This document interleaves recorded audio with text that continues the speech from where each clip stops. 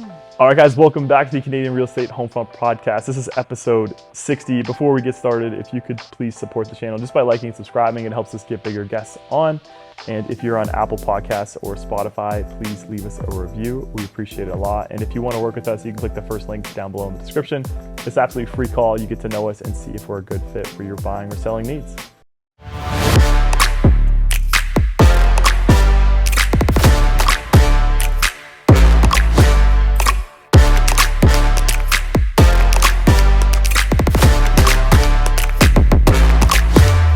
Anyways, let's get into the first topic here. Canada has a record number of skilled trade people, but not enough construction activity.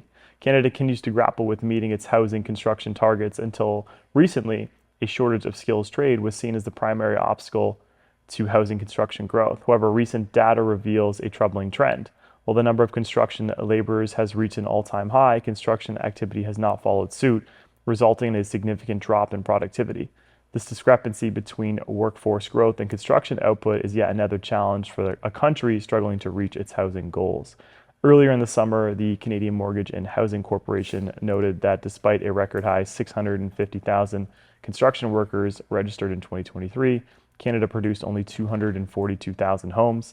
If one accounts for the inflated size of the construction labor force, Canada could build more than 400,000 homes each year. So I guess this idea that we need more construction workers. Well, that was the narrative. That was the narrative for so long that we didn't have enough skilled tradespeople. Now we have a surplus. And not enough projects, I guess, hitting the market, right? Because interest rates are still so high, so the pro forma isn't penciling for a lot of people, so they're just not building. And the demand for pre-construction is gone as well. Most provinces make it so, like, to stop urban sprawl, the only really thing that makes sense is the downtown core massive high rises. Those are the only ones that make sense to build. So anything other than that, it just to build a house, it costs you $1 million. There's no room for profit. Yeah. And that's what we really need, is that missing middle housing. So I was actually listening to Nick Hill on Tom Story's podcast, and he was saying like how we do need more investors, because people are landlords are so greedy, and there are a lot of terrible landlords, but the people who want to, they have a home right now, and they if we made it easier for them to create another dwelling or have another rental suite or something like that, or even just be able to give fractional ownership to a child or something, they could help invest. You'd love that, eh? If you could you could live with your parents forever. Yes, I love that. I would love that. Yeah, I think that because the big developments, they're just so dependent on interest rates, which is why there hasn't been a ton of construction, because interest rates are too high, where the little guys or little developers can't do it. So now you absolutely need these large developers, because they're the only ones that can do it with these interest rates. And also, what comes to mind is the US does it a lot. A lot of their immigration does trades like that, because they don't have to pay them as much. So with a surplus of people that are skilled tradespeople, but there's not enough work, what happens? Your wage goes down. Yeah, 100%. You're willing to work for less. You're willing to work for less. Yeah. So it's like exploiting almost. Yeah, we have too many international students and too many. Well, we also have too many low-skilled labor workers, right? Because they frame this narrative that we don't have enough people to come here and work, but we really don't have enough jobs. Yeah, if you look at the job page. This post on Reddit.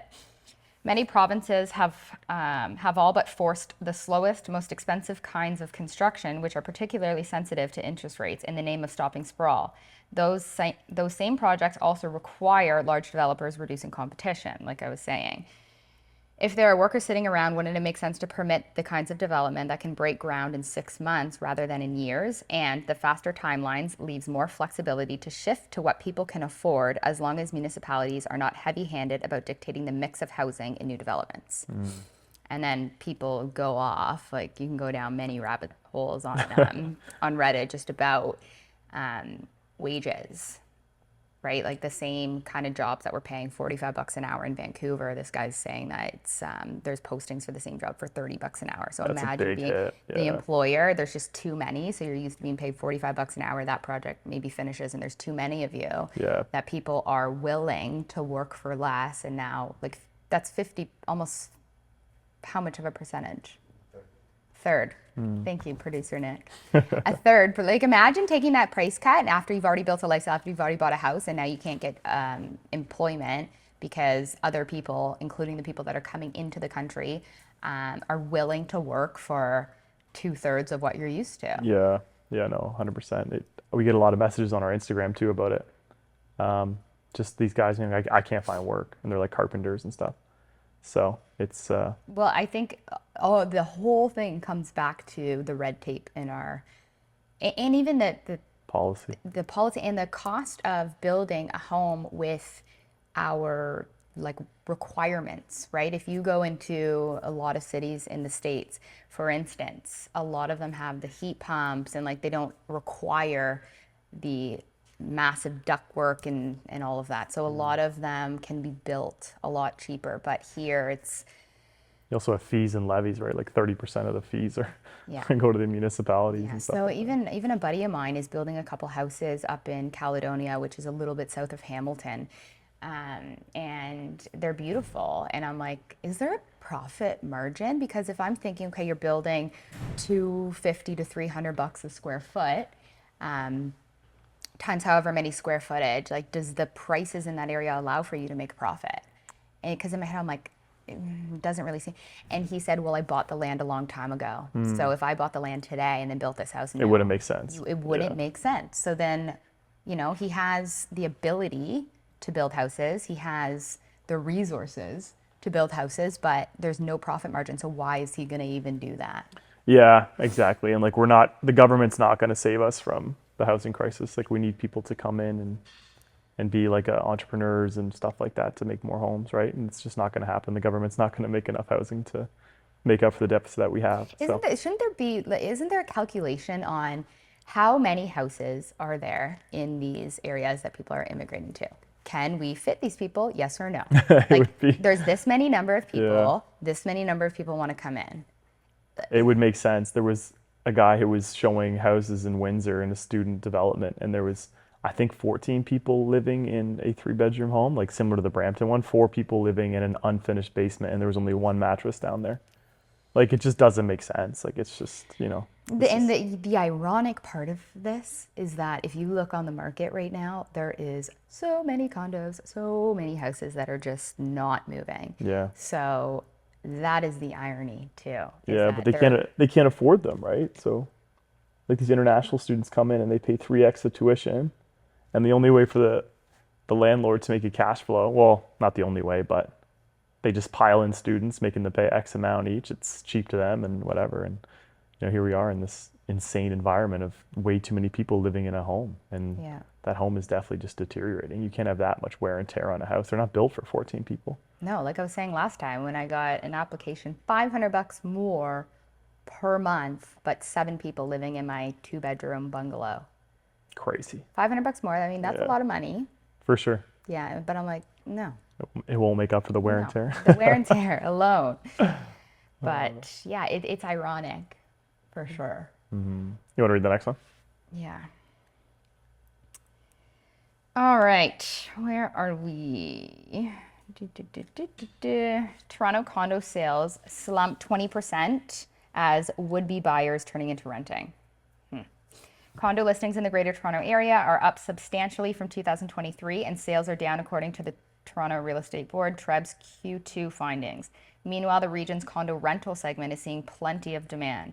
TREB president explained in a release that with the GTA experiencing record population growth in Q2 of 2024, demand for condo apartment rentals has increased. The affordability challenges associated with high mortgage payments for ownership housing also continue to be a driver of rental demand, especially given that we have seen some relief in rents over the past year. There were 17,400 condo apartment rentals reported through TREB's MLS system in Q2, up 25% compared to 13,000 in Q2 of 2023. But this increase was overshadowed by a 51.3% leap in condo rentals listed in Q2 compared to the same period in 2023. Yeah, that's crazy. A lot of people, well, I think it's obvious, right? Like the condos just don't pencil versus what you could rent. Yeah. Like especially with the condo fees. Condo fees are a lot of money, right? And they only go up, so Yeah, it makes sense, right? People are opting to rent more. totally. Maybe people are opting too to get out of these cities too, and be like, okay, if I'm gonna have a family, then I'm gonna try and buy my next house, and I'll rent for now in a city. So Yeah. it does make a bit of sense, right? Yeah. So, Yeah. and then the pre-construction market is also taking a big hit because there's not a lot of people who want to buy these condos as investments anymore. No, So, there's buildings that I saw their release in Toronto 2 years ago that are still messaging me with hot lists. And I'm like, what? That you haven't sold that? it would have been gone ages ago, right? Like, Yeah. I guess it's just this investor pool is just completely out of the condo market. And maybe for a while it will be like that. Maybe it's just the only people who are going to be purchasing condos are end users. Yeah. It'd be because the investment numbers just don't work, No. right? No, Like no, you no. need something like 50% down just to make it work. Yeah. Like who's And got, then again, even if you have 50% down to make it work and then you have cash flow, is that your money better suited somewhere Yeah. else? and it's, Realistically. yeah, I'd rather buy a duplex in a smaller town Yeah. and have 2 units and land and no condo fees than I Yeah. would Yeah. owning a condo in downtown Toronto where there's a plethora of listings that you can see. And a right lot of there. them don't even have parking. Like I struggled with one because there was no parking. That's tough too. I mean, a lot of Yeah. people in Toronto, downtown Toronto especially, don't have cars. So I mean, for some people it could work. Yeah. But I see listings now for like $100,000 and it's a parking spot. Yeah. It's insane. 100K for a parking spot. Like, what are we doing? Yeah. Yeah. But I mean, there are people that will always live in the city for sure, but Like you. no, not forever. No. No, I thought you loved it. No, I do love it. Yeah, but I won't be here forever. Where are you going to move? I don't know. Back to the burbs. Yeah. Yeah. Yeah, we'll see. We'll see where life takes me. I don't like to say for sure, but yeah, no, definitely I'll be back in the suburbs at some point. I don't want to live in the city forever. It's fun for now, but It stresses me out coming down here, just even to shoot the podcast. I'm like, I know yeah, it can be stressful, yeah, but you get used to it eventually and it becomes home. But yeah, eventually I want a more relaxed lifestyle. sure. Yeah. So anyways, I'll go on this next topic here. So this kind of blends in with the topic we just talked about before. So Canadian families capture bigger share of new housing as rates climb. Finally, some good news, Canadian real estate news, though it's unlikely to be a lasting trend. New data from the Canadian Housing Statistics Program at Stats Canada showed more new condo apartments were owned by end users in 2022. As interest rates climbed, prices stalled, and investors no longer saw the same return potential. Owner-occupied rose to its highest level since 2018, while investors saw their share shrink to its lowest level over the same period. Higher interest rates are deterring more investors and putting more new supply in the hands of end users. Canada's share of owner-occupied new condos climbed 2.4% to 43.3% in 2022. It was the highest since they began studying the registry data 6 years ago in 2018. So kind of like what we just said in that last topic is that with rates going up, a lot of people have become homeowners because these investors just can't afford the condos. So it's kind of nice to see like more buildings being owner occupied. Yeah. So that's a good trend that we're seeing, and then it's probably going to be a trend too for some of the burbs as well. I think you'll see More people, less competition. Yeah, I think more people will, like the people buying right now for sure, for the most part, are end users, I find. Like we sold to some investors who Yeah. have enough money, but Yeah. a lot of investors have the HELOCs, right? And the HELOC, it just doesn't really work with the numbers. No. Like it's very hard It is hard. just to break even and like even account for vacancies now because like you said, there's a lot of stuff that you have for rent and it's not moving as quick as it once used to. Yeah, I'm having conversations with my landlords in Hamilton where it's a good rental market. Like it's high rents, similar to Toronto, and they usually go pretty quick. And it's not that we're not getting showings and it's not busy because we very much are. It's the tenant pool, if I'm being honest.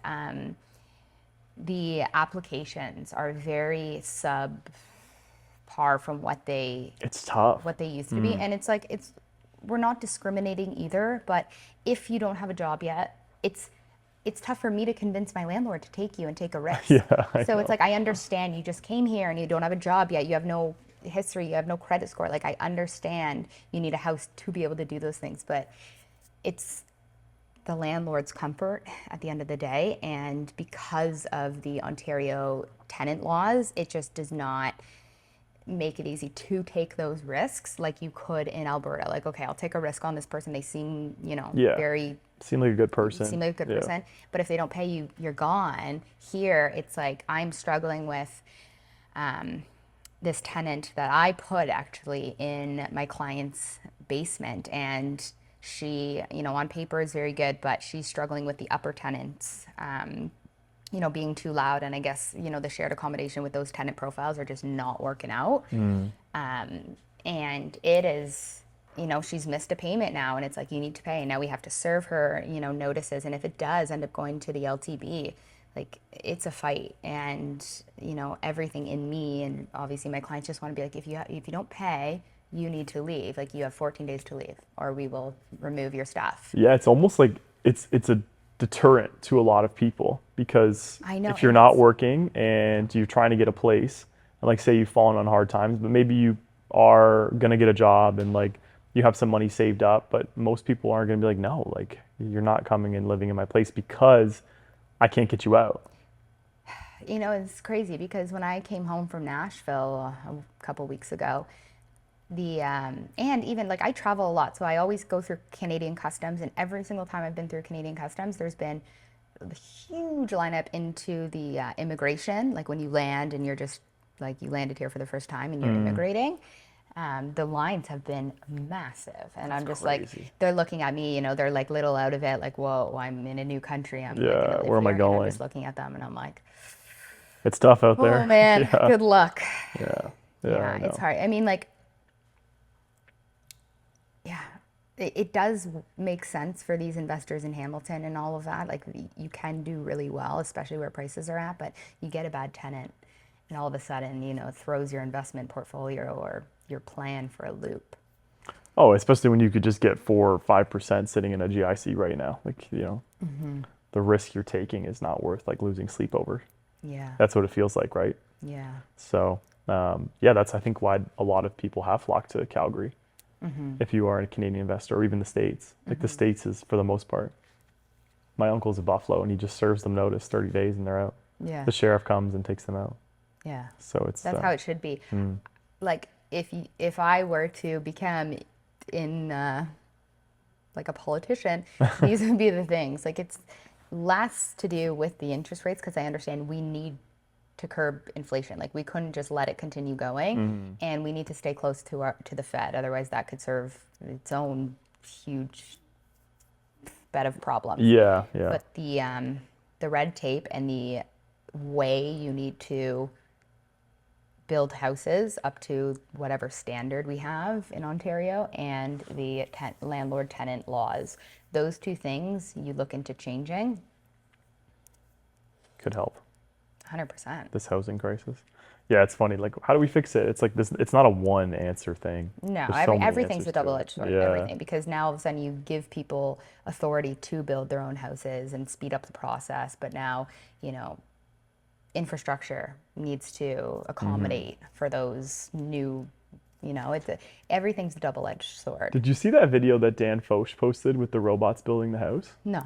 I'll send it to you later on, but there's this company, and it's literally like they're building it in a factory and then they're shipping it. Yeah. And like it's insane. I think it speeds up the process by 60%. And they're literally like putting 2x4s in, building walls, putting like subfloor in. Like, See, they're it's literally building these houses. It makes sense to me, if I'm Yeah. being honest. I think that's where the future will be eventually, because if there's so much red tape around, and like inspections and city approvals and all of that, if they were already approved, like that catalog that we had talked about, Yeah. and robots could literally, if What happened with that catalog? who knows? Remember, yeah, we talked about that, and then it Yeah. just dies in Who its knows? Yeah. tracks. But yeah, I mean, there you go. There's another solution too. And then but then all of a sudden, all the tradespeople robots are taking their jobs. But what happens to all those, hardworking guys too, right? I don't know. Maybe they help in the factories with the machines and stuff like that. I don't Yeah. really know the right answer, but if builders can find ways to speed up the process by 60% and cut costs, you better bet they're going to be buying some of these robots and Oh building yeah. building homes that way. Oh yeah. Yeah, I would assume. Huh. All right, last one here. You want Do you Take want me it to away? read it or you? Okay. to? You go ahead. Bank of Canada sees robust real estate investment after rate cuts. Canada's central bank sees real estate becoming an even stronger part of the economy. Bank of Canada announced a cut to its key interest rate this morning, so that was Yeah. as widely expected by markets. The central bank justified the decision by noting the progress made on inflation as well as excess supplies and labor market slack. They see rate cuts providing a boost to Canada's economy, especially real estate investment, where they expect a robust growth. One of the factors expected to drive Canada's economic boom is, you guessed it, real estate. The central bank's announcement notes residential investment is expected to grow robustly. For those unaware, residential investment is the direct contribution that housing makes to GDP. It includes output from new home building, major renovations, and home and ownership transfer costs. Once again, the most direct contribution, it's far from the only contribution. There are many industries that generate significant activity from housing that are considered indirect, such as finance and construction. Yeah, so the BOC talks about basically as rate cuts go down, it should help the economy more because you're going to have more investment in housing and more transfer costs. So it's like land transfer and stuff like that. But it's interesting that they just did a study of the BOC showing parents taking HELOCs or giving their kids cash. And what it kind of inadvertently drove the market up in a way. So kids would have been able to afford anywhere from 31 to 30% less home if they weren't getting an investment or a From their HELOC from their parents. parents. There's going to be a massive transfer of wealth. So when that happens, like baby boomers are what, 60 to 75? I don't know the exact, but you're somewhere in the ballpark No, there, 60, yeah. I think that's age. roughly. Yeah. So there is going to be a big transfer because if you think about it, baby boomers and even I think, what are they, Gen Y? The one right after the baby boomers. I don't know. Most, I would say, in Canada are mortgage free. It was the norm. You bought a house. Yeah. Some of them, I don't take away from some of people's parents not owning. Yes, but it's likely that a lot of them own their own homes, right? So downsizing, growing into old age, like there will be a transfer of wealth. Because how many baby boomers are there that have had children? That was, again, the norm, 3 kids. Yeah. You will have a transfer of wealth for sure. It just depends on what they do with it, right? Do they buy more houses? Do they invest in crypto? Like, what are they into? And yeah, but you are right. There will be a big transfer of wealth from baby boomers too. Because again, if you look at Canada as a whole, how many people are renters, how many people own their own homes, and how many have a mortgage? And the people that own their houses with a high mortgage is a small percentage compared to the people, what is it, 36 or something. It's crazy. People own their homes outright. Well, all these taxes coming in. Steve and Tom were talking about it, and Steve was saying that all they do is find ways to tax. So now they're talking about taxing the primary residence if you sell it. And now he's saying an empty bedroom tax could come in, which is just like a conspiracy theory. But that's hilarious. like you basically force people who, like my old neighbor in Oakville, he's like 80 something, and he has a 4-bedroom house, and he doesn't even sleep in one of the bedrooms because he doesn't do stairs anymore. But he doesn't want to go anywhere, and it's his choice. He shouldn't have to. But anyways. That's what he was saying. He was like, I could see that happening, right? They're looking for ways to. So socialist. To anybody that's read the book The Giver, I just watched the movie, and it was a really good book about how the government has taken control and everybody has the same house. You're assigned a job, you're assigned a baby, you're assigned, everybody makes the same amount of money. It goes pretty deep into, there's not even color, like everything's black and white. They took away weather, so it's like so socialist and just, I'm like, it's so funny that you start to see the government those would love that to be Yeah. the case. Just everybody has, equal rights, and then there's the power. It's insane to me that when a majority of people want change, like in a country like Canada, Like a majority of people don't want the carbon tax right now. Majority of people don't want this high immigration levels. Not no immigration, just not this high. But like nothing changes. Like it's just like they tell you that, well, no, you're getting money back in your bank account, or like, no, we need these people to come work jobs, and then you see these job fairs, and there's way too many people at these lines, and just the construction workers we just talked about. Yeah. It's like what, like, how do we not have some sort of system where when a majority of people want something in the country who are taxpayers Right. and all these things, how does it not get implemented? Like, how Right. does this like a few people at the top just say, nope, we're not going to do that. We're going to do it our way and what we think is right, Yeah. rather than listen to the people and what they You know, want. the thing is, like, you see more and more in politics is it's power struggle rather than a true democracy of, you know, looking out for your people. Yeah, I know. Really. It's good. Like even Doug Ford, and like I know a lot of people don't love him, but I've seen him come on TV and be like, I'm wrong. That was wrong. Good for And like him. you don't see that a lot. And like, No, do I agree with, him pushing the booze thing when we have a housing crisis and stuff like that? No, I think he should focus a lot more on getting more homes filled. What do you But mean pushing the booze thing? you remember when he was like he was in fight with the LCBO and all that stuff, and he was working so hard, and he paid all this money out to the beer store to get out of the contract and stuff like that, Yeah. and that's not his money, it's taxpayers' money and stuff Yeah. like that. So I don't know, I just think he should focus on other things like the housing crisis, like schools taking advantage of international students, and I know they have the choice to come here, but Right. I just think it's just like a complete crisis, like Brampton and things like that. Like where are the politicians just like making sure that 19 people aren't living in a basement? And if they are, like, what are you doing to address that? Yeah. So I just think that, politicians need to be held at a higher standard. And the only place I see the truth is on Twitter. I don't see it anywhere else. Like, Yeah. You see a lot of things that I guess open your eyes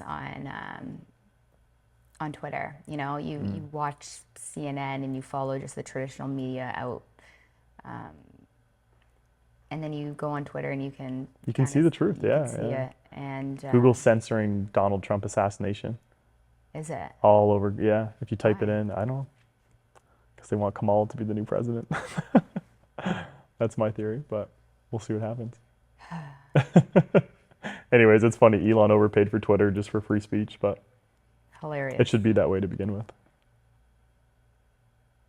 Yeah, it's wild some of the stuff that Yeah. I've It is wild. watched on it, and even just like I was talking to my friend this morning about the level of like hostility that I notice on a day-to-day basis, even with other realtors, with houses I have listed that have tenants inside of them, with other homeowners. Like it's just like everyone is quick to go, I'm gonna tell on you, like for Yeah. just stupid things, right? I'm gonna go to RICO. I'm gonna go to the police. I'm gonna gonna go to like, RICO. I'm gonna tattle on you. It's just like we can can work figure this out. Yeah. but it's all about I'm gonna go and it's so it